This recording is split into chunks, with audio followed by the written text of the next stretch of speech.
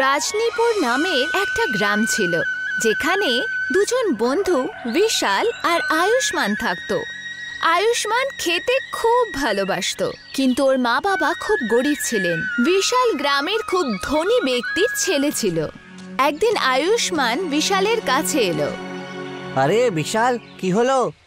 তুই আজকাল বাইরে বেরোস না কেন বলতো? আরে यार, অনেক কাজ থাকে, স্কুলে যেতে হয়, আর বাবা আমাকে ওনার কাজের জায়গায় নিয়ে যায়। আর আমার বাবা থোড়ি না তোর বাবার মতন যে আমাকে স্কুলে পাঠাবেন না। হ্যাঁ, তা তো তুই ঠিকই বলেছিস, কিন্তু আমার বাবা সব সময় আমার জন্য খাবার তৈরি করে আমাকে খাওয়াতেই থাকে। আর আমার বাবা আমাকে নতুন জামাও দেয়, আর যখনই সে সময় পায় আমাকে ঘোরাতেও নিয়ে যায়, আর কখনো কখনো বসিয়ে আমাকে জীবনের ব্যাপারে অনেক শিক্ষা দেয়। আচ্ছা ছাড়, যেতে দে। কিছু খাবি? কারণ আমি তোর বাবার বানানো খাবারের থেকেও তোকে ভালো খাবার খাওয়াবো।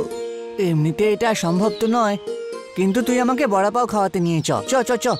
যখন আমি বড় হয়ে যাব তখন আমি এই গ্রামের সব থেকে বড় ধাবা খুলবো। আর শোন, তোকে আমি সেখানে কাজেও রাখবো, তাই এখন থেকেই ভালো করে কাজ করার কথা ভেবে নে। বিশাল আয়ুষ্মানকে নিয়ে বড়া পাও খেতে গেল। 20 বছর বাদে বিশাল গ্রামে বড় ধাবা খুলে ফেলল, আর আয়ুষ্মান নিজের বাবার সাথে ওনার খেতে কাজ করা শুরু করে। একদিন বিশাল আয়ুষ্মানকে নিজের ধাবায় ডাকে। বিশাল নিজের ধাবায় কোনো বড় ব্যক্তির সাথে কথা বলছিল। তখনই ধাবার ভেতরে আয়ুষ্মান চলে এলো। বিশাল, বাইরে যা। কিন্তু এই বাইরে যা, পরে আসিস। আয়ুষ্মান ধাবা থেকে বাইরে বেরিয়ে এলো। কিছুক্ষণের মধ্যে ওই ব্যক্তি ধাবা থেকে চলে গেল, আর বিশাল আয়ুষ্মানকে ধাবাতে ডাকলো। এসো এসো আয়ুষ্মান।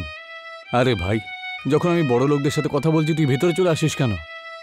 কারণ আমি ভাবলাম আমি তোর বন্ধু, কিন্তু তুই তো আমার বন্ধুত্বের সম্মানটা রাখলি না, আর আমাকে অপমান করেছিস। আচ্ছা দেখ আয়ুষ্মান, ছোটবেলায় তোর উপর দয়া করে আমি তোকে অনেক খাইয়েছি, তোর জন্য আমি আর একবার দয়া করে দিচ্ছি। বাবার জমি জমা ছেড়ে দে তুই, আর এখানে চলে আয় কাজ করার জন্য। না, আমি যেখানে আছি সেখানেই ঠিক আছি, আর খুব খুশি ওরে। খুশি? আরে তুই নিজের দিকে তাকিয়ে দেখ একবার, এখানকার সব থেকে বড় লোক মানুষ হলাম আমি রে আয়ুষ্মান। আরে দয়া করছি তোর ওপরে, চলে আয়। আরে কি দয়া করছি বলছিস তখন? আরে আমার তো তোকে বন্ধু মনে হতো রে, সেই জন্য তুই যা করেছিস সেটাকে বন্ধুত্ব মনে করতাম। তুই আমার বন্ধু নোস, ভিখারি কোথাকার।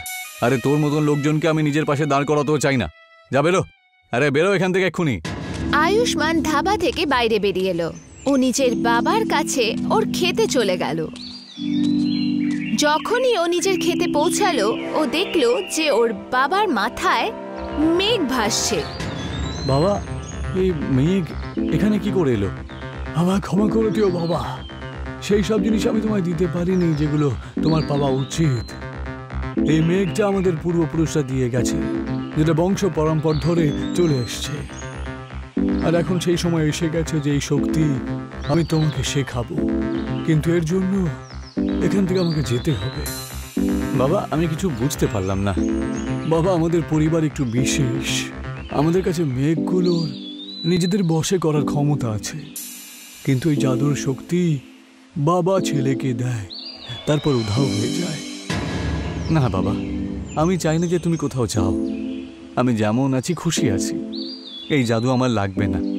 ধৈর্য ধরো বাবা, আর মনে রেখো, কেউ যদি তোমাকে অপমান করে তাহলে তার উপর রেগে যেও না, আবার ওর থেকে সম্মান পাওয়ার চেষ্টাও করো না, কারণ তার করা অপমানের জন্য তোমার মূল্য তার কমে যাবে না, বরং তার চরিত্রকেই দেখায়।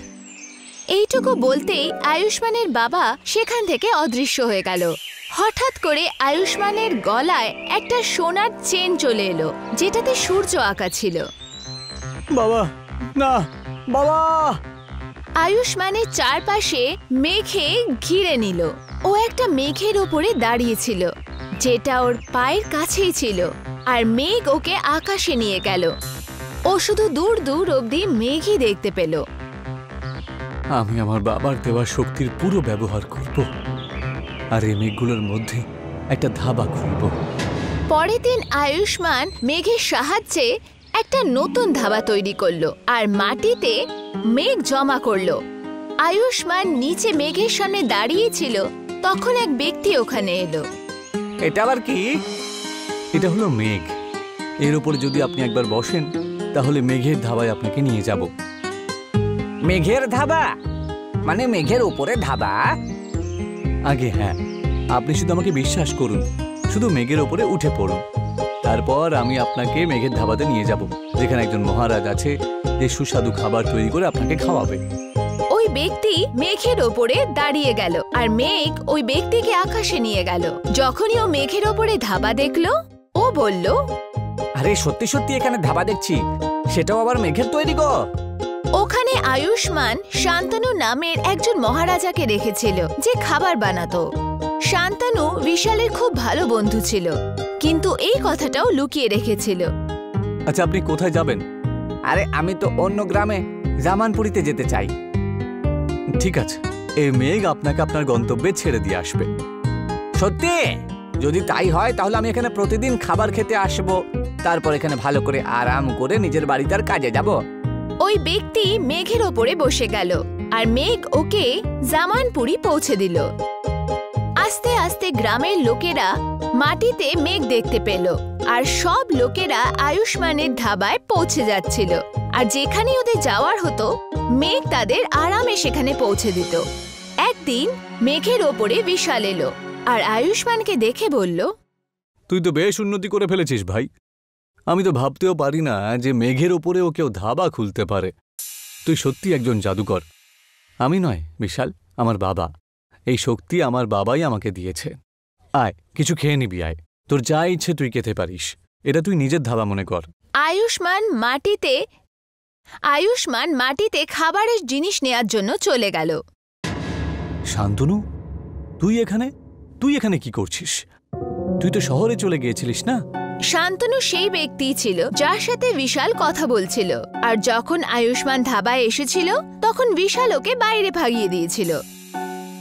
আসলে বিশাল দাদা, আমি তো শহরে যাচ্ছিলামই, কিন্তু যখন আমি দেখলাম যে কোনো একজন মানুষ মেঘের ওপরে ধাবা খুলছে, তখন আমি এখানেই থেকে যাই। তুমি নিজেই ভেবে দেখো না, এমন কাজ কে ছেড়ে যাবে? ঠকবাজ আর মিথ্যেবাদী তুই। আমি মিথ্যেবাদী? আরে তুমিও কোনো ভালো মানুষ নও। কে নিজের বন্ধুর অপমান করে বলো তো? আরে এইসব বাদ দাও, তুমি বুঝেছো? কিন্তু আমি তোমাকে বলে রাখছি, এই ধাবা আমাদের লুট করে নেওয়া উচিত। আমি খুব ভালো করে জানি মেঘের শক্তি ও কোত্থেকে পায়, বুঝলে? কি বলো? তোমার ধাবা চালানোর অভিজ্ঞতা আর আমার হাতের রান্না, এটা দুটো মিলে গেলে না কদিনের মধ্যে বিখ্যাত হয়ে যাব। বিশাল কিছুক্ষণ একটু ভাবল। অবশ্যই করব। আমার থেকে কেউ ধাবা চালাতে পারে নাকি? শুধু বলো যে আমাদের করতে কি হবে। মেঘগুলোকে চালানোর জন্য ওর গলাতে যে চেইনটা রয়েছে তার দরকার পড়ে। শুধু ওটাই চুরি করতে হবে আমাদেরকে। আমি বলে দিচ্ছি কিভাবে। শান্তনু বিশালকে সব যোজনা বলল। রাত হয়ে গেছিল। শান্তনু আর বিশাল আয়ুষ্মানের বাড়িতে পৌঁছালো। তোরা দুজন এখানে কি করছিস? বিশাল আয়ুষ্মানকে বলল, এই দেখ, আজকে আমি আমার গায়ের শুদ্ধ দুধ নিয়ে এসেছি। তোর বাড়িতে গ্লাস আছে তো এই দুধটা খাবার জন্য? দে, আমি গ্লাস নিয়ে আসছি। আচ্ছা, তুই ব্যাট বলা না, তুই বস, আমি নিয়ে আসছি। বিশাল রান্নাঘরে গিয়ে 3টে গ্লাসে দুধ নিয়ে এলো। প্রথম গ্লাস আয়ুষ্মানকে দিয়ে দিল আর বাকি 2টো গ্লাসের একটা গ্লাস শান্তনুকে আর দ্বিতীয়টা নিজের জন্য। যখনই আয়ুষ্মান দুধটা খেলো, ও অজ্ঞান হয়ে গেল। ওকে অজ্ঞান দেখে শান্তনু বলল, বাহ, দেখলে বিশাল, আমাদের উপায়টা কাজে দিয়েছে, বুঝলে? এবার আমি ওর চেনটা বের করে নিচ্ছি। শান্তনু ওর চেন বার করে নিল আর বাইরে বেরিয়ে এলো। ও ওই চেনটাকে নিজেই পরে নিল আর আকাশের দিকে তাকিয়ে নিজের হাত ওপরে ওঠালো। তখনই কিছু মেঘ ওর দিকে চলে এলো।